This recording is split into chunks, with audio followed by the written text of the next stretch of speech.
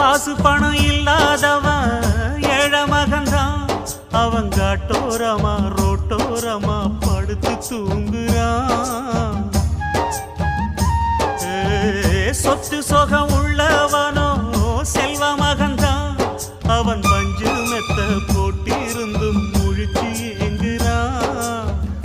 எது மற்ற பேர்களுக்கு ஏது கவலை?